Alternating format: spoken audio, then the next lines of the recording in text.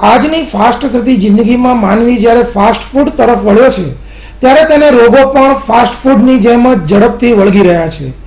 આજના જમાનામાં અસાધ્ય ગણાતા રોગોને અટકાવવા એક નવી પદ્ધતિની શરૂઆત થઈ છે, જેમાં કાચું ખાઈ લોકો નિરોગી બની રહ્યા છે. આવો આ અંગે માહિતી મેળવીએ. આજે જમાનો ખૂબ જ ફાસ્ટ બન્યો છે અને આ ફાસ્ટ બનતા જમાનાની સાથે લોકો ફાસ્ટ ફૂડ તરફ વધુને વધુ વળતા જાય છે. જો કે એની આડઅસર રૂપે આજે લોકોને દવાખાનાના પણ એટલા જ ખર્ચાઓ થતા હોય છે. આજે અનેક પ્રકારના નવા રોગોએ જન્મ લીધો છે અને એવા કેટલાય રોગો છે કે જે અસાધ્ય રોગો તરીકે માનવામાં આવે છે.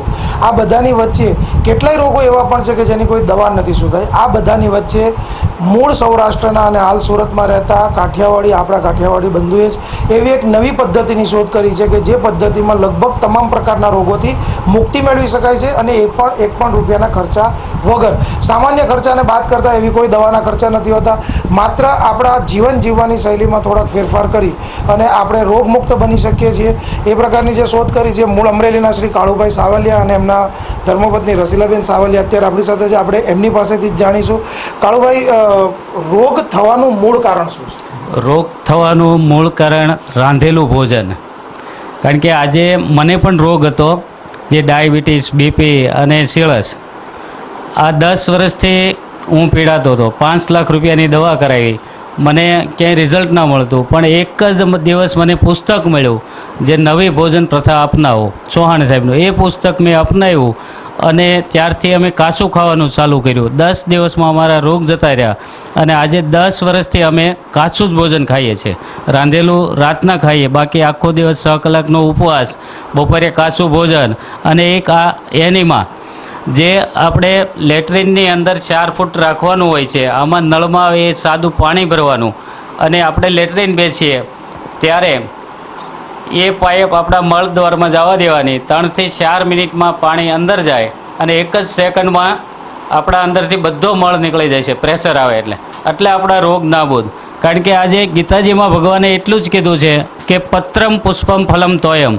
તો ભગવાને એવું કીધું કે આ 4 વસ્તુ હું પચાવું છું, આના સિવાય હું કોઈ વસ્તુ પચાવતો નથી.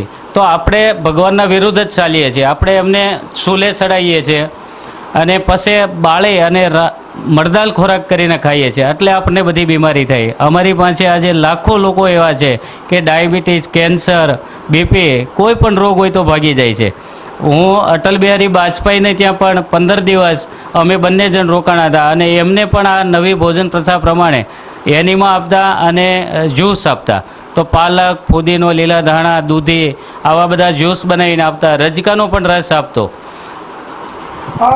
કાળુભાઈ, જે આપણને વાત કરી કે નવી ભોજન પ્રથા અપનાવો, પણ જો કે મોટાભાગે લોકોને એ બાબતે પ્રશ્ન થાય કે રાંધ્યા વગરનું ખાવું તો કેવી રીતે ખાવું? તો એમને જે એમની સાથે જેમણે સાથ આપ્યો છે, રસીલાબેનને જ આપણે પૂછીશું કે રસીલાબેન, રાંધ્યા વગરનું જ્યારે ખાવાની વાત આવે ત્યારે બધાને પ્રશ્નો થતા હોય છે કે કયા પ્રકારનું ભોજન લઈએ કે જેનાથી શરીરનું પણ જે પ્રોટીનને જે માત્રા જોતી હોય શરીરને એ તમામ મળી રહે અને છતાં પણ આ રોગો દૂર થાય. આપની પદ્ધતિ મુજબ કઈ રીતે શક્ય છે?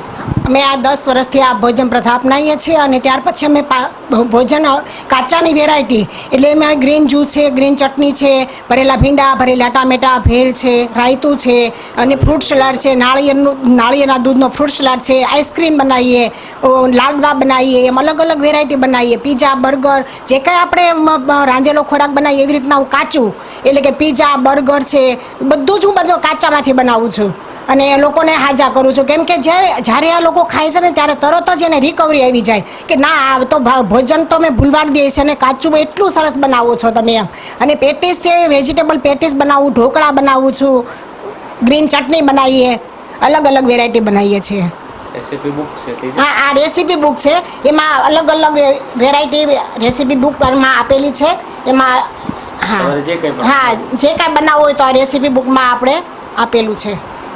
તો ચોક્કસ દર્શક મિત્રો, આપણે જોયું કે અત્યારે જે રોગોનો જે જમાનો છે અને જ્યારે રોગોને મટાડવા માટે જ્યારે લાખો રૂપિયાના ખર્ચા થાય છે, ત્યારે થોડીક જો જીવનશૈલી સુધારવામાં આવે અને એ પ્રમાણે જો આપણે આપણી પોતાની જીવનની રીત બદલીએ તો આપણે રોગમુક્ત બની શકીએ છીએ. કેમેરામેન સાગર પટેલ સાથે ભૂપેન્દ્ર સાચાણી, હિન્દ ટીવી ન્યૂઝ, સુરત.